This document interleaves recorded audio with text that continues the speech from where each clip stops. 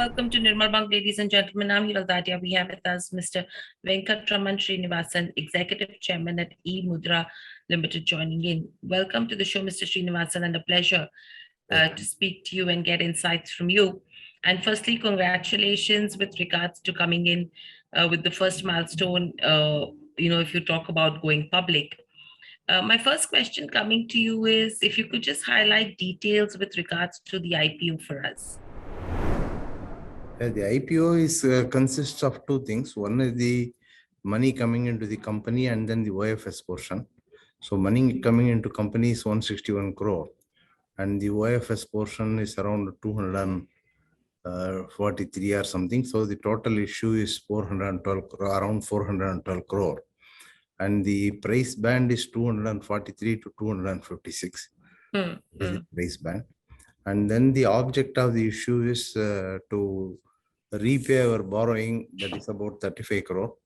Then working capital increase, which is about 42 crore. Then data center expansion of our data centers in India and abroad, about 46 crore. Then the product development, 15 crore.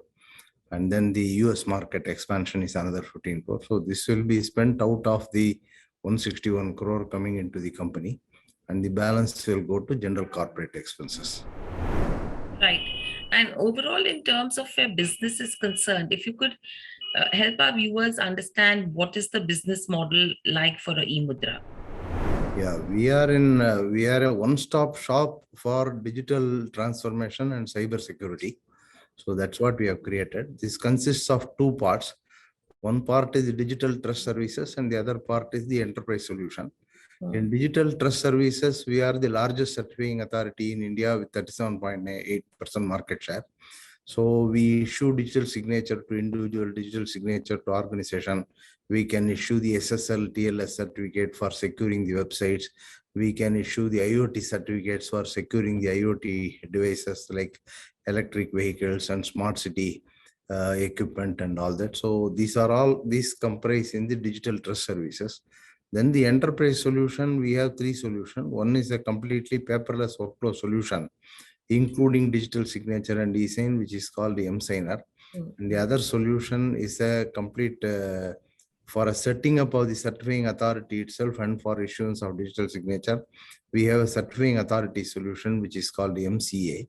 And then the third solution is the eMudhra authentication solution, which whenever anybody uses any digital signature or e-signature, that larger organization who is accepting those digital signature need to validate it in the backend.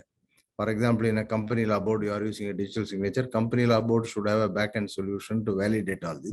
So that validation solution also we provide. So that is called eMAS. So thus we are totally in the digital transformation and cyber security. We have created a one-stop shop. And also in the trust services, we have become market leader with 37.8% market share. Right. And overall, if you see in terms of the different segments that we have, yes, where does maximum revenue come in from?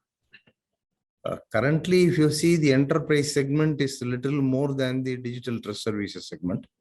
But over time, as per the Frost and Sullivan report, which we have published in the RHP, the key thing is the enterprise solution segment is likely to go at a much faster rate. Almost 30 to 40% growth rate is projected for the next 5 years. And the digital trust services also is projected to grow around 20%. So overall, Frost and Sullivan has projected almost from a market size of $11 billion to $25 billion over the next 5 years. So that is what is there. So in line with that, for us also, the enterprise solution business, the growth will be more than the digital trust services business. Right. And overall, if you see in terms of where the other businesses are concerned, where are you seeing higher traction, which could be growth drivers going ahead? The growth driver is, if you see, even India, as you know, we are Digital India program is running. So under that, there are eKranti program. Under that, 42 mission mode projects are there. So through this mission mode project, a lot of digital transformation is happening, including with appropriate cyber security. And similar transformation, the private sector is also doing. And not only in India, even if you take a UAE, they have made UAE as a digital the focus is digital. So that way, globally, the focus is for a complete digital transformation, and also towards the identity-backed digital signatures have become, even this United Nations model law has prescribed that the digital signature is legally non-repudiable. Anywhere physical signature is there, digital signature can be applied. So that model law is there. Based on that model law, several countries have adopted their own law. So that way, there is an enormous scope. The scope is all physical paper can be completely transformed digital, which is signature, digital signature, which will be legally valid. So that much scope is there. So that is what in this industry we are trying to achieve. Right. And overall, if you see between government and private sector, what does that divide look like? In the enterprise solution, almost 30% of our business is a government business. And if you see digital trust services, the certificates are all used to individuals, issued to the individual and corporates. They can use it across banking, across government, across many applications, about which where all they are using, we may not get the visibility. So they are splitting how much government usage, how much private usage is not possible. But in the enterprise segment, 30% of our business is currently to government. Right. And when we talk about international expansion as well, yes, are we already providing services to any international markets? Yeah, already 3 years back, we started the international expansion. So first we forayed into the Middle East market. So in the Middle East, initially 3 years back, our market share was 10%. International market was 10% of our total revenue.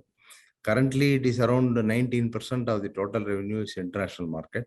So we have seen good traction. If you see the Middle East, almost all big banks are using, most of the big banks are using our paperless transformation solution.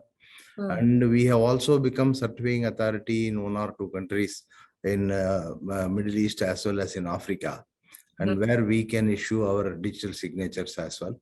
And we have also supported some of the partners to become certifying authority in some country in South America and West Africa and all that through our own root certificates. So that way there is a good traction. And now recently we have also started getting tractions in USA, traction in Europe and everywhere. So we feel international growth will be significant over the coming years. Right. So what is the current divide between international and domestic in terms of business? Currently, international, as I said, is around 19% and balance is domestic, which may increase over time. Right. And overall, what's going to be the growth strategy for us?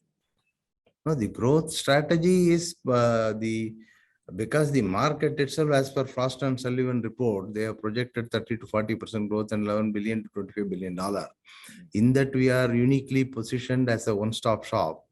And we are, there is no, in the solution segment, there are not much competition. For example, if you take the M-Signer product, there are only 2-3 international competition. If you see the MCA product, there are 2 European and 1 American competition. Against all of them, we are able to win. And if you see this eMudhra product, almost there is no competition. Most of the places where the authentication is implemented, eMudhra has been implemented. So with all these things, and we are also positioned in good market research reports and all that, including Frost and Sullivan. So that is where we can really capture the growth opportunity available in the world. Right.